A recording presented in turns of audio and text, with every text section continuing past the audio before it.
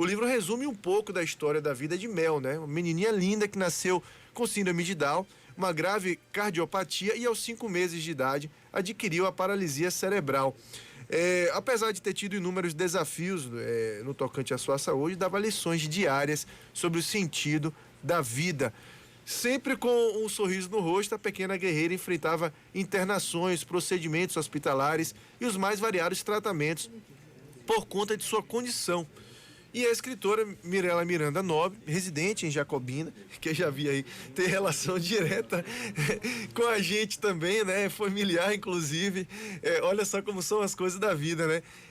Pois ela reside em Jacobina, bacharel em turismo e hotelaria pela Universidade do Estado da Bahia, UNEB, casada e mãe de 2 meninos e uma anjinha. Eu falava, antes da gente ir ao intervalo comercial, que a gente teria essa entrevista, e que a gente falava dos desafios de ser mãe. Eu imagino pra você, Mirella, como é, porque mãe de 3 e uma das 3, né, das 3 crianças, exige um cuidado ainda maior, um cuidado mais especial. Como é que é pra você conciliar tudo isso, né? Eu quero começar, pra gente entrar no livro, mas pra começar falando de fato do seu desafio de ser mãe, bacharel em turismo, aí você vai me dizer se atua na área também, né, como profissional, e esposa, mãe de 3, não é fácil não, né? Bom dia, e que bom que a gente já descobriu essa relação, inclusive, familiar, né? Bom dia a todos. Então, Fernando, ó, quando o Mel morreu, na época de Mel, eu só tinha Mel e Cadu. Cadu tem 13 anos hoje. Mel, se fosse viva, teria já 9 anos, né? E Felipe, ele veio depois que Mel morreu. Felipe só tem 2 aninhos. Só que eu sempre quis ter mais filhos, mas com a condição de Mel, eu não tinha como ter outro filho, porque nós morávamos praticamente na UTI. Mel, eu fiz um combinado com meu esposo, que ele ficaria aqui em Jacobina cuidando de Cadu. Meu esposo é médico, ele trabalha muito, então ele teria que cuidar de Cadu. A gente tinha um suporte com funcionárias em casa, e eu ficaria no hospital cuidando de Mel, porque chegou uma época, logo no início quando ela gravou, né, a cardiopatia de Mel, eu passava 2 meses na UTI, 7 dias em casa. 3 meses na UTI, 10 dias em casa. Às vezes eu passava 2 meses e meio na UTI, passava 2 dias em casa. Então, assim, eu cheguei a morar 5 meses na UTI em São Paulo. A gente revezava São Paulo, no INCOR, que era o Instituto do Coração, né, que é referência na América Latina, em cardiopatia, e o hospital em Salvador. Horas no Aliança, horas no Santa Isabel. Então, assim, eu morava no hospital. Foi um período que eu parei de trabalhar, porque eu não tinha nem condições de estar trabalhando, fazendo viagem para as pessoas, enquanto eu estava na UTI com minha filha entubada, correndo risco de morte a qualquer momento. Então, assim, era complicado, não era fácil. E o mais difícil não era ficar com Mel na UTI, porque eu me adaptava bem, eu gosto do hospital, eu gosto desse ambiente. Era deixar Cadu. Porque quando o Mel nasceu, o Cadu só tinha 4 aninhos, ele era pequeno. Então, assim, tentava a internet, aproxima a gente, né? Eu fazia chamada de FaceTime, eu estudava para a prova com ele, e tudo na UTI. Eu rezava, mas sentia falta do contato físico. Tinha dias que a mulher do transporte dizia: ó, Mirella, Cadu me pediu um abraço. Quando deixou em casa, pediu para brincar com ele um pouquinho. Então aquilo ali me machucava. Todas as vezes que eu saía chorando. Aí ele dizia: mãe, você fica tão triste no hospital porque você sempre chora. Aí eu falei: não, mãe, eu não tô chorando porque eu tô indo pro hospital, eu tô chorando porque eu tô deixando você. Porque se eu tivesse com você no hospital e com sua irmã, com os dois, pra mim tava tudo certo. Mas deixar você e ficar com ela doía, porque ela, assim, ela precisava de mim. Mel não falava, Mel não andava. Eu era tudo de Mel. Tudo que decidia era eu. Então, assim, era triste deixar Cadu. Era bem complicado. E quando passava muito tempo, às vezes em São Paulo, quando eu passei 5 meses, quando eu voltei, eu senti a dor dele com a minha ausência longa, porque a gente se viu que 2 vezes. Quando ele ia em São Paulo, às vezes eu pegava um voo de manhã, ia em Salvador, dormia com ele, no outro dia eu voltava para a UTI. Então, assim, era bem corrido, bem complicado. E a história do livro, né? A ideia de escrever o livro a respeito. Como é que foi isso? Eu imagino que muitas histórias vividas e muita aflição também, né? Como você falou, você tem que administrar os filhos e ao mesmo tempo você tem uma filha numa situação extremamente delicada, marido e tudo mais. E como que você criou essa ideia? Não, eu vou escrever um livro a respeito disso. Foi assim, Fernando, quando o Mel morreu, eu já tinha consciência de que ela não ia aguentar, porque a última cirurgia agravou muito. Ela chegou a fazer 4 cirurgias em 12 dias e nenhum ser humano normal ia aguentar que abrisse 4 vezes no mesmo lugar, um grau de inflamação muito grande. Então eu sabia que ela não ia resistir. Ninguém ia resistir, foi muito pesado. Então, quando ela morreu, mesmo com todo o meu entendimento espírita, com minha evolução, eu senti uma dor absurda que eu não sei nem descrever. Era dor física. Eu tinha dor para respirar. 2 vezes meu marido me examinou, eu passando mal, e ele dizia, deixa eu ver, minha mãe, corre, ela está infartando. E meu marido, não, ela não está infartando. Ele me examinava, mas eu tinha dor para respirar. Eu não conseguia respirar, que doía, eu paralisava. Então, assim, foi a pior dor que eu já senti na vida. E eu chorava todos os dias, psicólogo, eu ia para a igreja, ser espírita, e nada resolvia. Aí eu comecei a ir com uma amiga minha, disse, escreve um blog. Eu falei, eu nem sei criar blog.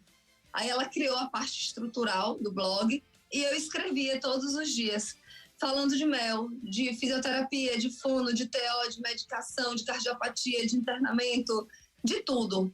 Mas era uma coisa leve, nunca foi triste, porque para mim não é tristeza, é só alegria. Então eu escrevia, chorava a tarde inteira escrevendo esses textos e ela publicava. E depois ela dizia, você tem que escrever um livro. Aí eu falei, então eu vou escrever o blog por 1 ano e eu junto o material e faço o livro, né? E assim eu fiz. Eu escrevi o blog durante 1 ano, a história de vida de Mel, e depois eu resolvi que ia postar, que ia fazer o livro. Só que quando eu entreguei tudo do livro, sei lá, tinham 500 páginas, aí a editora, a redatora, ela disse assim, não, tem muita coisa, não é isso que Mel quer, não. Ela era espírita. Ela disse assim, eu sou espírita, eu senti a presença de sua filha. Ela quer que você conte isso, isso e isso. Só isso aqui. Ela me deu, 10 tópicos. Ela disse, sua filha quer isso aqui no livro dela. Aí eu falei, então tá bom. Aí ela me deu os tópicos do que Mel supostamente falou para ela, né, que queria. E eu escrevi em 2 dias. Em 2 dias eu escrevi o livro todo. Nada do que eu escrevi em 1 ano serviu. Era tudo, porque eu escrevia muito, eu sou detalhista. E aí no livro ela diz, não, ela quer que você fale da parte boa, do 1º ano de vida dela, do 2º, dos aniversários. Uma coisa leve, uma mensagem do irmão, uma coisa mais tranquila. Aí eu falei assim, eu posso colocar as cartas psicografadas que eu recebi 2 cartas psicografadas. Uma de São Paulo e uma de Miguel Calmon. Aí ela disse, pode, aí eu coloquei uma. Então, assim, eu escrevi o livro basicamente em 2 dias, mas o livro ficou lindo, lindíssimo. E eu falei, eu quero, já que eu tô pagando caro, eu quero foto. Quero muita foto, quero um livro colorido. E aí eu fiz um livro colorido e coloquei mais de 50 fotos de Mel no final do livro. E o livro realmente ficou muito lindo. Eu sou apaixonada por ele. Ele ficou lindíssimo e transmitiu a mensagem que eu queria e ajuda mães do Brasil todo. Meu livro eu já mandei para Portugal, porque ele também é vendido no exterior. Mas teve uma que quis o livro físico e eu mandei o livro para Portugal. O frete foi bem mais caro do que o livro, 3 vezes mais. E assim, as pessoas ainda assim, quando morre alguém, uma criança, que a mãe está desesperada, meu livro já foi para vários lugares do Brasil, até para pais da Austrália, que perderam filhos. Então, assim, ajuda. A missão, numa das cartas psicografadas, Mel disse, não acaba aqui. Então, realmente, a missão dela não acabou com a morte dela. Eu não entendi no momento que eu recebi a carta, 2 dias depois da morte, ela dizendo, não acaba aqui. E eu não entendia por que não acabava ali. E hoje eu entendo, porque a história dela, chegou no mundo inteiro, pessoas da França, da Suíça, da Irlanda, Estados Unidos, Portugal, Espanha. Então, assim, chegou no mundo inteiro e ela serve de exemplo. Exemplo de força, de persistência, de fé, porque você tem que olhar o lado bom das situações da vida. Por mais que você tenha um problema, por mais que seja difícil para você, pode acreditar, tem uma pessoa numa situação pior que a sua e você tem que tirar proveito dessa situação que você passa. Dúvida nenhuma. Eu ia falar justamente sobre isso, sobre a questão do legado, né? Então, para você, isso é bem claro, né? O legado que sua filha deixou, que a sua luta junto com ela deixou, que se transformou em livro e agora ajuda outras mães. Você já tem relatos nesse sentido, né? Você falou aí de Portugal, de pessoas até de fora do país, que utilizam o seu livro até como ferramenta de força. A gente sabe que muitas vezes a gente, obviamente, a oração, talvez seja qual for a crença da pessoa, seja uma grande força que a pessoa busca também, mas conversar, ter um relato de alguém que passou por isso, eu acho que abre caminhos também para a pessoa, né? Com certeza. E assim, Fernando, você não vai entender que dor é essa. Só entende quem passa, entendeu? Tipo assim, eu via na UTI diariamente várias mães perdendo seus filhos. Eu via a dor daquelas mães, o sofrimento delas, e eu ficava com medo, eu dizia, meu Deus, quando vai chegar a minha vez? Eu tinha medo que chegasse a minha vez. E eu estava ali sempre consolando todas aquelas mães do INCOI São Paulo, todas aquelas mães do Aliança. Quando acontecia algum problema, chegava uma criança grave, a equipe do hospital mandava me chamar, chama a Mirella. Quando nada resolvia, chama a Mirella. Então, tipo assim, até hoje, já tem 3 anos que Mel morreu, já teve dia de médicas da UTI ligarem para mim, Mirella, você pode conversar com essa mãe, ela está numa situação difícil e você é nosso exemplo, você pode conversar com ela. Então, é a forma que todo mundo tem uma forma de ajudar. Uns têm dinheiro, outros têm atenção e tempo, outros têm com a palavra, com o abraço. Então, a gente está nessa vida para a gente ajudar o próximo. Então, a forma que eu encontrei de ajudar é conversar. É dar o exemplo, é mostrar que mesmo diante daquela situação complicada, você pode ser feliz. Eu tinha uma colega na UTI, ela tinha filha também com síndrome de Down, e a filha dela também tinha, de vez em quando, os probleminhas de internamento, e ela é até uma promotora, ela ficava arrasada, chorava, ficava nervosa, estressada, e eu estava lá na UTI plena, levando chocolate, enfeitava o leito de UTI, enfeitava, botava laço na minha filha, ligava um som alto de Flávio José, eu via o forró. Aí ela dizia, como você pode ser feliz aqui? Eu disse, eu sou feliz aqui, minha filha está no melhor lugar que ela poderia estar, aqui não vai acontecer nada de mal, se acontecer tem médico, tem fisioterapeuta, está todo mundo à disposição dela. Então, assim, já que eu estou aqui, eu vou ser feliz aqui. E eu já fiz aniversário de Mel de 4 anos no INCOI São Paulo, fiz uma mega festa no hospital. E o de 5 anos foi o dia que ela saiu do tubo, foi o dia mais significativo para mim de todos. Eu fiz uma festa na UTI do Aliança, ainda levei uma vela e a médica disse, você tá louca, uma vela na UTI? Eu disse, oh meu Deus, esqueci, o oxigênio pode pipocar tudo. Então assim, eu transformava tudo em festa e era leve. E Mel era feliz, você olhar para ela, ela sorria. Eu tenho fotos de Mel entubada, sorrindo. Eu disse, ô, gente, tira do tubo, ó, a bichinha sorrindo.